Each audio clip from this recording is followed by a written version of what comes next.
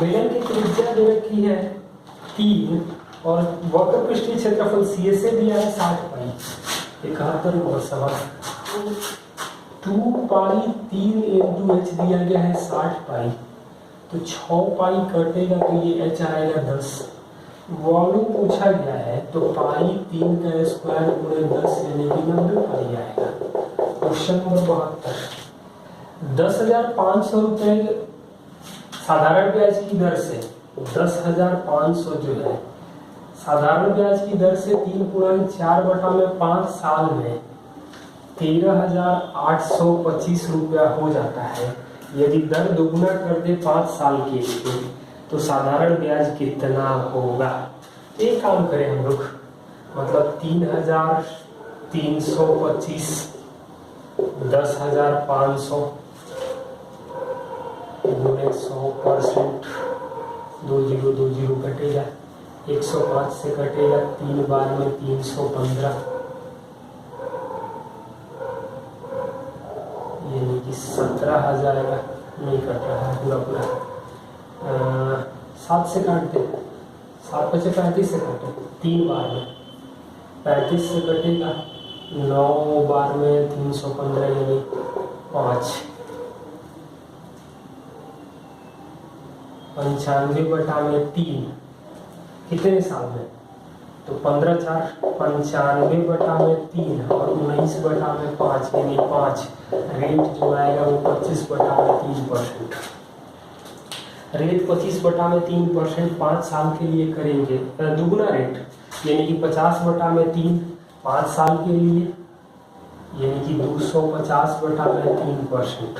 तो 100% तो दिया गया है 105/00, मतलब 1% आ जाएगा, तो 3 से कटेगा तो 35 यानी कि जो एसआई मिलेगा वो हम लोगों को मिलेगा 35 गुणे 250 875। क्वेश्चन 73 जो है वो डीआई का सवाल है, मैं बोल रहा हूँ। एसीई की कुल मांग बीई के कुल उत्पादन का अनुपात क्या है, तो एसीई की कुल मांग जो है वो 60, 50 और 55 है, मतलब कि 165। बी और सी की कुल उत्पादन जो है वो 38 और 72 है, 38 और 72 है, मतलब 110 अनुपात करेंगे तो 3 बन जाएगा। हमें दिया गया है x + y + z = 6, x y z दिया गया है -10 और x² y² z² का मान 30 दिया गया है। हमसे पूछा गया है x³ + y³ + z³ का मान क्या होगा।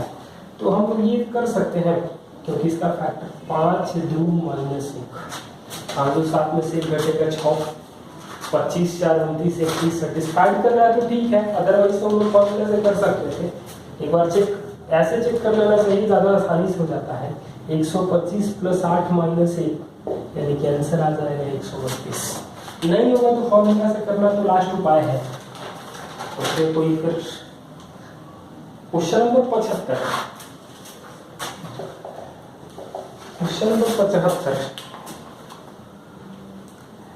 एबीसी अपने आय का ये एबीसी जो है वो खर्च कर रहे हैं 80%, 85%, 75%, यानी कि बचत का अनुपात आएगा 20%, 15% और 25%। ये अनुपात हमें दिया गया है 8, 9, 20। तो कोई भी आय जो होती है वो 100% होती है, मतलब 20% 8 है तो आय जो होगा वो 100% 40 होगा, 25% 20 है यानी कि 80 होगा, अब 15% 9 है तो 15% 9 है तो 100% तो डायरेक्ट नहीं निकलेगा, 5% आ जाएगा 3, अब आ जाएगा 60, मतलब 2, 3, 4 के अनुपात में आय का अनुपात आ रहा है। ए और सी के आय का अंतर 18,000 है, ए सी का अंतर मतलब कि 2 के लिए अंतर है 18,000, तो 3 के लिए आ जाएगा बी की आय जो आएगी वो 27,000 आ जाएगी। समबाहुभुज का बहिष्य कोण तो 51.3/7 दिया गया है, तो विकर्णों की संख्या और भुजाओं की संख्या का अनुपात। तो वही से कोण दिया गया है तो n का वैल्यू होता है 360 51.3/7। वैसे भी दिखाई दे रहा है कि 7 बार में कटेगा क्योंकि 50 से ज़्यादा है, 50 × 7 350 से ज़्यादा, इसका भी तो कुछ वैल्यू होगा। n 7 है तो विकर्ण का फॉर्मूला होता है 7 × 4/2 यानी कि 14:7 पूछा गया है, आंसर आएगा 2:1। विकर्णों की संख्या का फॉर्मूला होता है n × n - 3/2। Question number 77 DI दिया गया है, इसको आप लोग ट्राई कर लेना। क्वेश्चन नंबर 78 ये क्वेश्चन दिया गया है sin θ - cos θ into 1 + tan θ + cot θ upon 1 + sin θ into cos θ। और इसका जो ऑप्शन दे रखा है वो दिया गया है sec θ - cosec θ, cosec θ - sec θ, tan θ - cot θ और sin θ + cos θ। तो ये तो साफ साफ दिख रहा है कि यहाँ पर थीटा का मान हम लोग 60 रख देंगे तो ज़्यादा बेहतर रिजल्ट है क्योंकि पॉजिटिव मार्क आएगा। नेगेटिव में भी आप इस रख के कर सकते थे 1/2 1 + √3 + 1/√3 और 1 + √3/2 × 1/2। तो ये आ जाएगा √3 - 1 3 1 4, तो 4 + √3 बटा √3 बटा में 2, ये आएगा 4 + √3 बटा में 4। ये दोनों कैंसिल, 2 से कटेगा, 2 बार में 2 ऊपर जाएगा, मतलब 2 √3 - 1/√3 यानी कि इसको लिख सकते हैं 2 - 2/√3।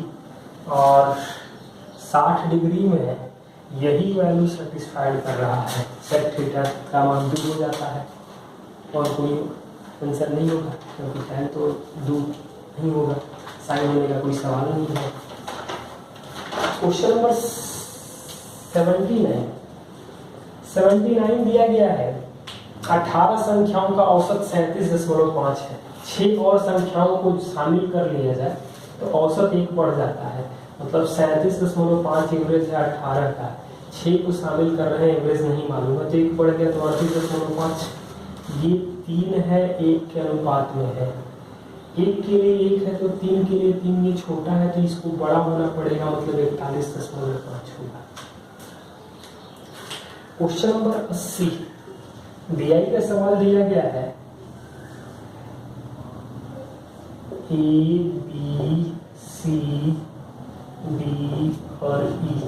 एंगल जो दिया गया है वो दिया है A का 60, B का 84, C का 68, D का 72 और E का 76। पूछ रहा है कितने विषय में जो अंक है जो औसत से ज्यादा है। तो औसत मतलब पूरा 360 डिग्री है, औसत मतलब 5 से भाग देंगे तो 72 से ज्यादा आ रहा है 2 जगह, यानी कि 2 विषय में एवरेज से ज्यादा स्कोर है।